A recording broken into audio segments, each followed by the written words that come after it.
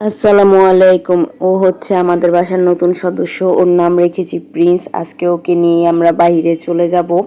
ওর জন্য আজকে পশু হাসপাতালে যাচ্ছি ওকে ভ্যাকসিন দেওয়ার জন্য, যাতে বাচ্চাদের খামচি বা কামড় দিলে কোনো প্রবলেম না হয়।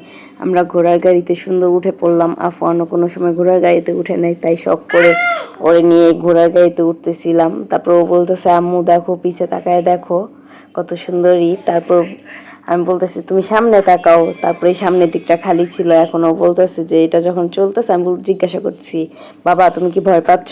ও না বলতেছে। তারপর দেখি রাস্তা যখন আর কি আস্তে আস্তে ঘোড়া গাড়ি চলতেছিল, তখন তো ভয় পাইনি। যখন দেখি যে ঘোড়া গাড়িটা স্পিডে চলছে, খুব ভয় লাগতেছিল। তারপর আফান বলতেছে, আম্মু আমি এখানে বসবো। দেন ওকে ওইখানে বসায় দিলাম।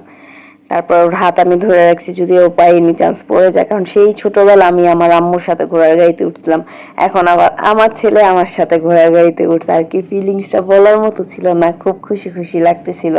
আর দ্বিতীয়ত আরো বেশি খুশি খুশি লাগতেছে, আমাদের কিটি বাচ্চাটাকে নিয়ে আমরা যাচ্ছি। এসে পড়লাম আমরা পশু হাসপাতালে। এসে দেখছি খুব মনোরম পরিবেশ। আপন বলতেছে, আম্মু জায়গাটা অনেক সুন্দর। তারপরে আমিও বলতেছি, হ্যাঁ বাবা জায়গাটা সুন্দর। আমার কিটির বাচ্চাটা ভয় পাওয়া ছিল। এখন আফনকে আমি আশেপাশে বিড়ালগুলো দেখাচ্ছিলাম। আমি দেখো বাবা দেখো, ও তো আমাদের বিড়ালটা নিয়েই খেলা করতেছে আর কি। এর মধ্যে একটা বড় কুকুর আসছিল, আমি যে কি পরিমাণ ভয় পেয়েছিলাম। হইতে পারে আমাদের বিড়ালটা দেখে আর কেউ কামড় দেওয়ার জন্য আসতেছিল। এখন আবার একটা এই সাদা কুকুরটা দেখে আমাদের খুব ভালো লাগছে। আমি আফনকে বলতেছি, ধোবা বাবা। এখনো বলতেছে যে না। তারপরে আশেপাশে ওই যে দূরে দেখা যাচ্ছে একটা ভাইয়ার কাঁধে একটা বিড়ালের বাচ্চা, দেখে খুব ভালো লাগলো আর কি। আমারও মন চাই যে না বিড়াল নিয়ে খেলাধুলা করি, কিন্তু মাঝে মধ্যে না ভয় পেয়ে যাই যে যদিও খামচি দেয়। কিন্তু এই যে একটা কুকুর, ওর নাম ছিল সিম্বা। ও যেরকম প্লেফুল একটা কুকুর, আমি অবশ্য ভয় পাইছি যখন ওর আমি কাছাকাছি যে আমি আফানকে বলি কি যাও ওর সাথে একটা ভিডিও করে আসো। আফানও ভয় পাইতেছিল। দেন আমি হুট করে, ওর মতো আরেকটা কুকুর ছিল, ওই কুকুরটারও ভিডিও আমি নিয়েছিলাম। এরপর আমি আবার ওর ভিডিও নিতেছি। এখন নেওয়ার পরে ও কিছু বলতেছে না, চুপচাপ ছিল, কারোর সাথে কোনো করতেছিল না। আফওয়ানও চুপচাপ দেখতেছিল।